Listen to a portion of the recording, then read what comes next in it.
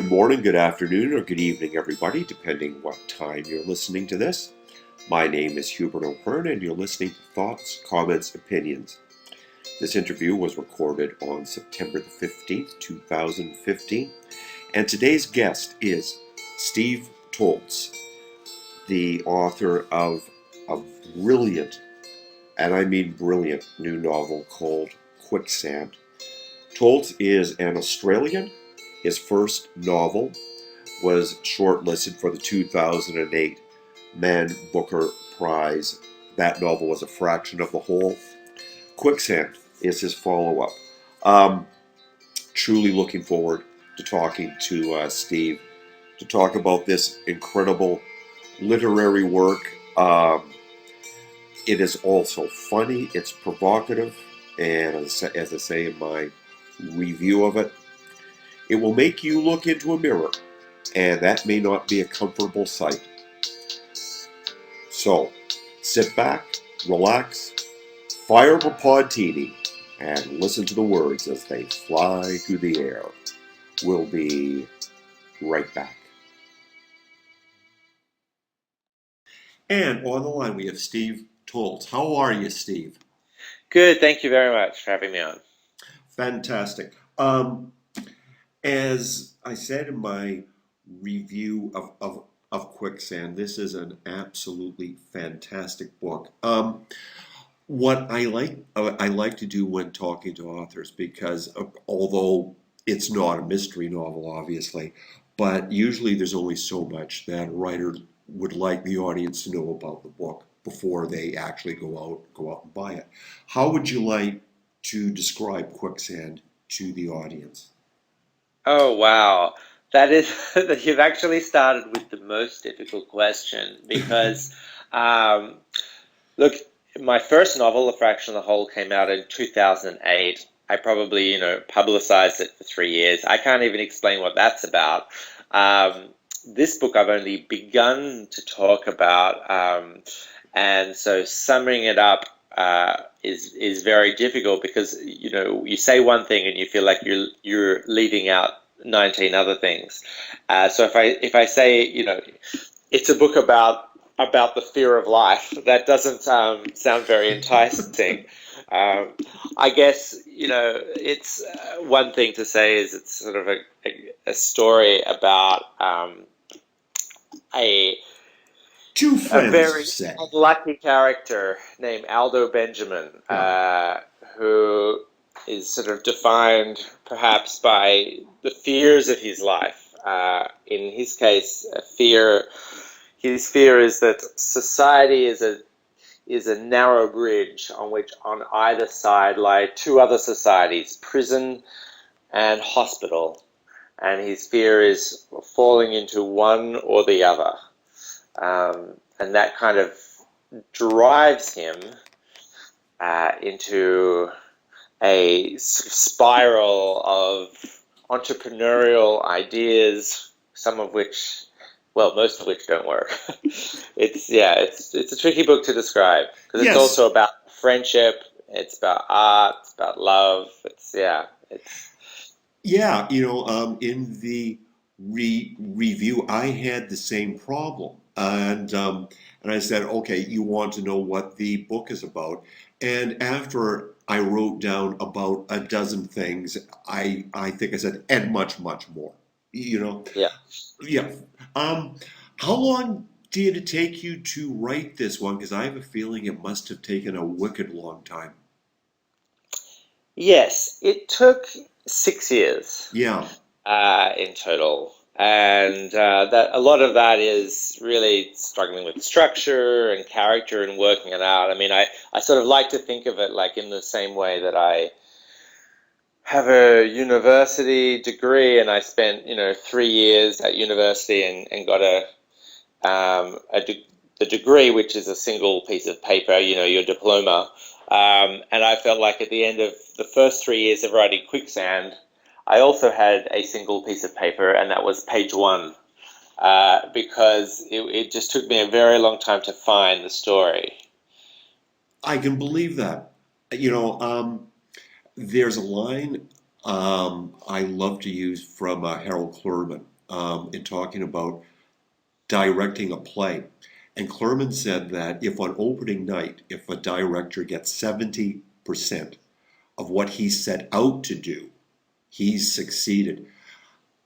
Mm. What was your initial concept? To use the very American phrase, your 30-second elevator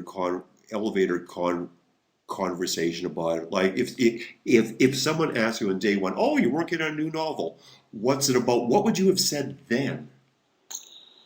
Yeah, it's interesting because um, that I find that an interesting question because when you are asking me, what is the book about in terms of like, what did you, what was it originally? It's sort of like if you ask me to describe a friend of mine and I Yeah. tell you about the night of their conception. Saying, oh, well, his parents met and it was a moonlit night, and, it tells you actually nothing about the person.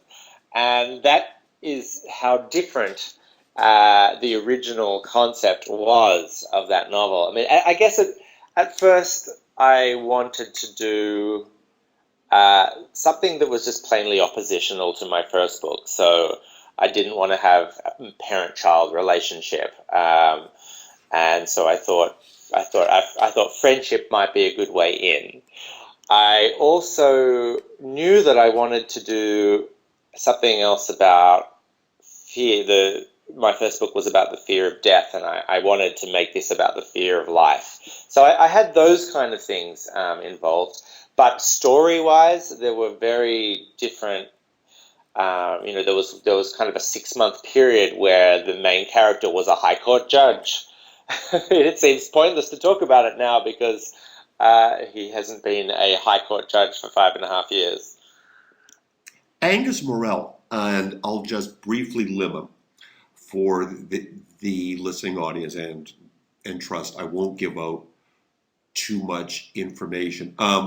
He's a teacher and mentor to Liam, um, Aldo's best friend, and Angus also gives very erudite and shrewd advice about art and so forth in general. I'm going somewhere with this, but I'm curious where Angus came from, and I'm wondering really if Angus was sort of the voice on your shoulder, reminding you how to write the book yourself.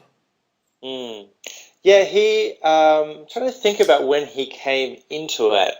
Uh, I remember, I feel like at the time I'd been reading Musil's A Man Without Qualities, and I don't know why that somehow influenced the book, but I certainly like having these kind of irritating mentor characters um, because uh, part of the joy of writing, and I definitely write for the pleasure principle is kind of my motivating factor, one of them anyway, and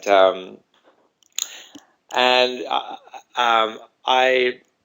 wanted to have these theories about art, and I felt that it needed to come from someone. Um, as there's a character Liam who is a writer, and there are a lot of sort of artists in the book, and um, I find the characters of mentors very fascinating. I think because I never had a mentor No. um, of any of any kind, and so I like the idea that Liam had a mentor, and I mean to be honest, like with these books, I really have kind of split myself. And so, the idea of a mentor is really the idea of me giving myself the advice that I wish I was smart enough to give. I mean, it's an interesting and a really fascinating um, sort of task to set yourself is to write a character that's smarter than you are, or that has insights that you don't have. And that seems like so it seems paradoxical, or it seems like, well, that's impossible, you can't. But actually, you can. I mean, if you had asked me before I wrote this book, do you have any ideas about art? I would have said no. I don't have any great theories or ideas about art. But by writing this character, I sort of had to set myself the task to do it, and I do it kind of by a little bit of research and then a little bit of something which seems very old-fashioned now, which is contemplation, which, in the course of my daily life you wouldn't normally do, but I'm like, okay, I've got this character, he needs to know things about art that I don't know. And so, I don't know, I set myself the task of like coming up with them. And I don't quite know where they come from, but they're not things that I carry around ordinarily. So it's kind of part of the invention and creation process that makes writing and therefore living joyful and or bearable. Indeed, the line that I've always enjoyed about that was not long after Christopher Hitchens got diagnosed with what turned out to be terminal cancer, and he did an interview. And Hitchens was asked what he feared, about having cancer. And he had no fear of death, but he said, my only fear is losing the ability to write, because writing is my recreation. And I thought that was the perfect way of phrasing it. You know, Yeah. you know, Well, yeah, it's fine because I also find, I mean, it is my recreation. It is, as I said, my joy, but it is also, um, you know, it's often said that people read in order to escape. Well, writing is that sort of tenfold, because you are sort of both escaping the present. In fact, when you're escaping, you always think that you're escaping the present, but what you're actually escaping is the past and the future. The past meaning regret, and the future meaning dread. And those are the things that one really wants to escape, rather than the present. But yeah, in order to when you are writing, you're sort of you're in the present in a way that you are not normally, at the same time as you're in a world of invention, um, and you're sort of obliterating space and time, and it's both escapism and pleasure, and in- being in the present. indeed. There's a list of things that Angus says that writer needs, and I just want to run through them and have you comment on them in particular in relation to the writing of Quicksand. Let's see. Here we are on page 17. That a writer needs a sniper's awareness of landscape, which leads me to the question of you said it in Australia, but if I blinked, I wouldn't per se know that. Did you you intend to make it that Quicksand could take place in the U.S., in Britain, or pretty much anywhere? How did you go about choosing the precise settings for particularly some of the really interesting ones like the compound and the island and such? Um, well, I mean, I had very specific places in mind, but they're so specific that I suppose, like, they could be anywhere. Like when Aldo is going around the beachside sort of suburbs towards Magic Beach, which is not far from where the artist house is. Um, I mean, I'm thinking of a very specific area, and often I'm just combining areas that I know. I don't have sort of great loyalty to reality. So if I'm like, for instance, I'm putting one stretch of road in one suburb, and I'm joining it in my mind with a pathway from a track that I walked when I was a child. And I'm just putting very specific pieces of geography and landscape together. And, like the school is called Zetland High. Zetland is an area of Sydney, though I love the name. And I was thinking of one particular corner, but actually probably like 10 miles away, there's another sort of intersection that I put into the book, into that area as well. And so I'm just finding little pockets of physical territory that marked me, and I'm stitching them together,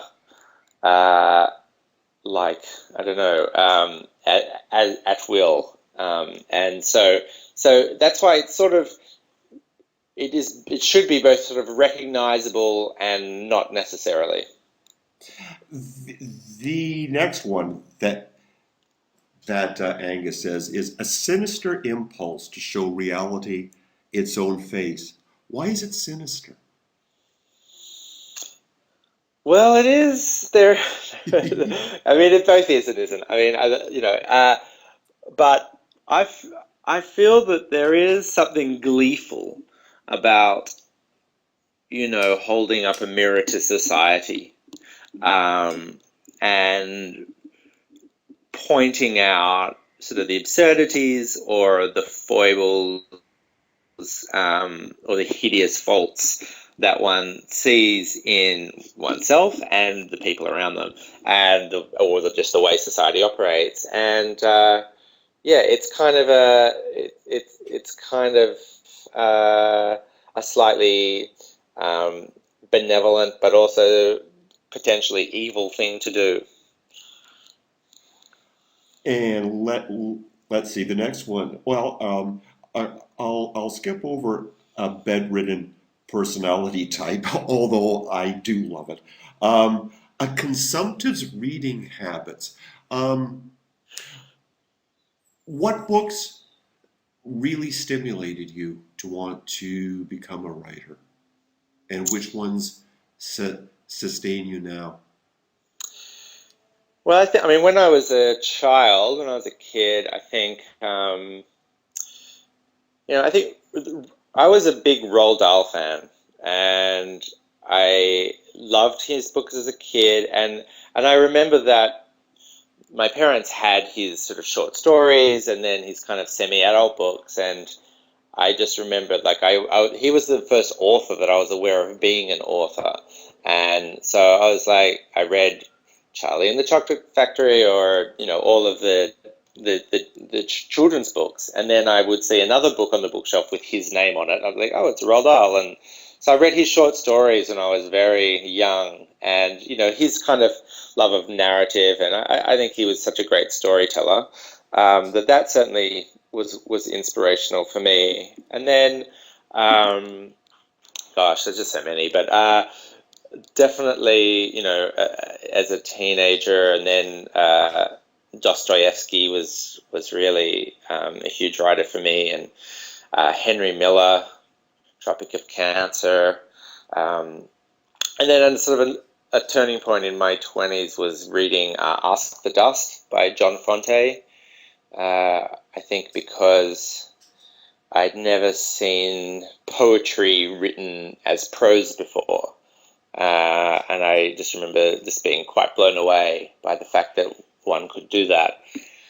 And then, you can track authors through other authors. So I somehow worked out that John Fronte was hugely influenced by Knut Hamsun. And Hampson really influenced, Celine, and Celine really influenced Bukowski, and it just kind of reading around like that.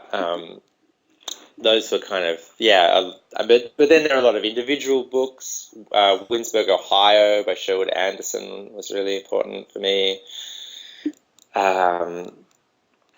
as was the Austrian writer Thomas Bernhard. I like Murakami. I don't know. I could just list names Yeah, for for 20 sure. minutes. For sure. I never ever ask a writer anything like, name your 5 favorite books, because it changes every day. You may have the same title appear somewhere on a list, but it's always going to be drawn out of the list of 40 or 50 or so. Um, Another one in Angus's list, and it really should be a poster. Um, a capacity to live without external validation, which makes me ask that you were shortlisted for the Man Booker Prize on your first novel. What the heck is that like? You turn in a manuscript, and then all of a sudden, oh, I'm on the short list of the most famous book prize in the world. I think I was just too naive to be too blown away by it or appreciate it, really. I think because I wasn't so much in the book world myself. Until I had published, I never had even met a writer. Um, and unlike a lot of writers, say in the US, they do MFA programs, are surrounded. I would say that most American published writers now have gone through MFA programs. I would say it's the majority. And in those MFA programs, they have teachers who are themselves published writers, and so they're very much in the world. And when your peers are published writers or people who wanting to be published, and then you follow a lot of contemporary literature. You follow what's published every year, and you see what's on what prize list. And I was just doing something else. So I was, a lot of when I wrote my first book, I was sort of living in Spain and teaching English, and I was not in any contact with anyone in any kind of writing field, and didn't really follow it. So I was just kind of living with my books. Was my only contact with writers were all the dead writers that I was reading. And so when I got published and found myself sort of on those prizes, it was only really by reading the excitement in the faces around me that I realized, oh, this is a big thing. Surprise! Yeah. Yeah. I think that it probably really helped you. Every great author, to the point where I've stopped even asking the question, because I used to ask, do you write for yourself or do you write for the audience? And I gave up asking it, pardon me, because absolutely everyone, every time there was a literary novel that gave me a real wow response, they always write it for themselves. If there is an audience, they'll find it, or the publisher, will beat the jungle and drive them out. So I think that probably really helped you being somewhat in isolation and out of the world of construct a book for the bestseller list. Yeah. I think so, but I think more importantly, being out of that world meant that I wasn't trying to see what was popular, and I wasn't reading either, guess what was new and what was on the lists, or I wasn't reading, books by, which my friends had written, which kind of meant that during the most important formative years for my writing, I was only reading kind of masterpieces or books that I adored, because I was reading for no other purpose. And because it's obvious that even though every week a book is going to be on the cover of the New York Times book review, But there's not a great book out every week. It's just not possible. And usually there's probably only one a year if we're really lucky. And so if you're paying attention to that and you're reading that, then you're probably spending a lot of your formative years reading kind of good or okay or mediocre books. And I think it's important in your formative years to be just reading the greatest works of fiction, because you can still just do that for 50 years if you pay attention to what's lasted and what's amazing. There are just so many amazing books. I mean, it seems crazy to be spending some of those half of those years reading the next okay thing. Well, now as a book reviewer, I'm really depressed. Sorry. No, but you know what? It's worth it because, and to use an old phrase from Canada, I'm not pumping your tires, but every now and then you run across one like Quicksand, which it really does make a reader hold up a mirror, and the view isn't always comfortable, but it's a view worth taking, How, like, you write for yourself and fantastic, but in terms of a reader, how would you like them to react to Quicksand?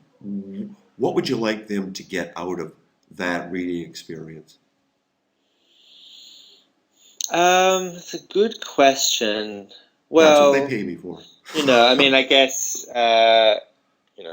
all I want is universal adulation. So that's just a small thing.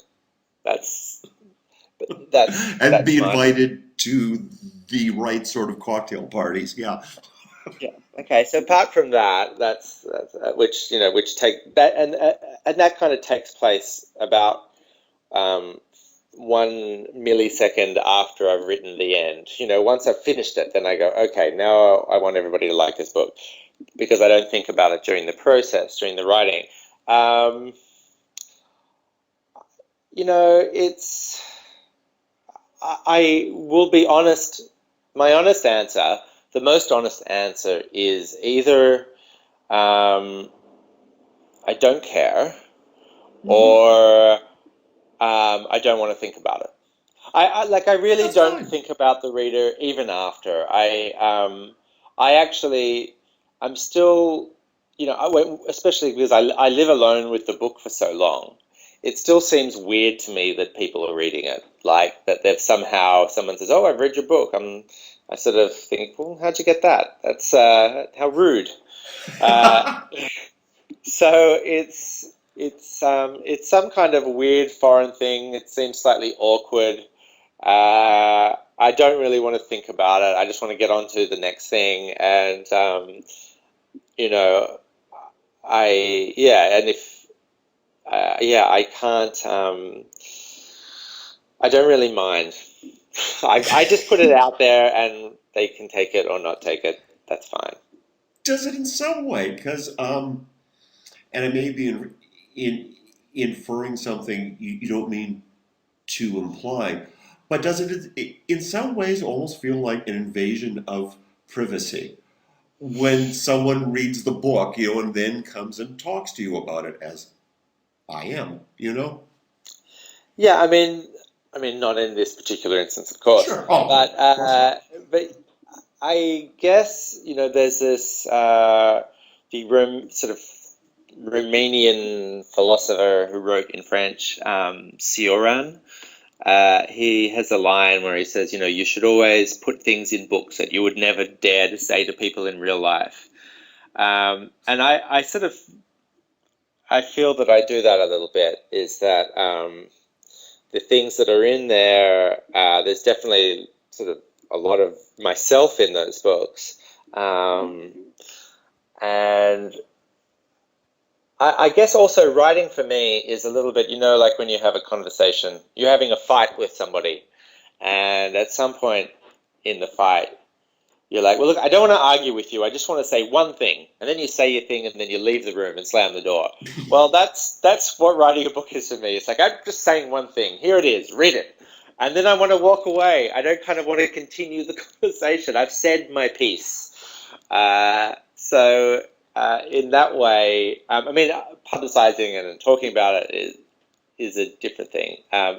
But in terms of sort of the individual reader, because one thing is that although I say I write for myself, and every writer says that, and that's true, but the reader is yourself. And so you do write for a reader, it's just that the reader is you. And that what you're trying to achieve is the sort of platonic ideal of the book that you want to write. And so that's why, even though you're writing for yourself, it still should be paced for a reader, and it should, make the reader feel and make the reader laugh and make the reader cry. They're just not actual human people readers that you're thinking of. You're just thinking of I guess, yourself and what book you would like to read if you picked this book off a shelf. And there are books, for instance, that I have sort of a lot of philosophy in it that I like, which is why I'm putting philosophy and psychology into mine. Then that is obviously not for nobody. That's for somebody. It's just I'm not sure whether it's for anyone in particular. Last question. Andy Warhol was asked once how he knew when a painting was done, and he said, when the check clears the bank. How did you know when Quicksand was done? Well, my test is when I can read through it without cringing. That's basically the truth, because there's a lot of pages and a lot to get right, and when it's funny because when you read, there's often a good test is when I find myself either cringing and then I know I have to still work on it, or if I find my eyes skipping over a paragraph, then something in my brain is telling me that paragraph isn't right, and then I know that I have to keep working on it. So if I can read through the whole manuscript without cringing or skipping, then I know it's done. Words to live by. Steve Toltz, thank you a million for doing Thoughts, Comments, Opinions. I truly appreciated it. Thank you for having me on. Cheers. Once again, I'd like to thank Steve Toltz for being our guest today on Thoughts, Comments, Opinions. Coming up later this week, we have two more authors on the show. Tomorrow, I'm going to be talking to Louise Phillips, Ireland's top crime novel writer. And then later in the week, I'm going to be talking to the fabulous June Caldwell, who's a short story writer and award-winning blog writer. As always, if there's anyone that you'd like to hear us speak with on Thoughts, Comments, Opinions, please send us your ideas, and I always look forward to your feedback. You'll see the various links and URLs on the page where you found this podcast. And so for now, from all of us who work the late shift here in Ireland, good night, everybody, and be seeing you.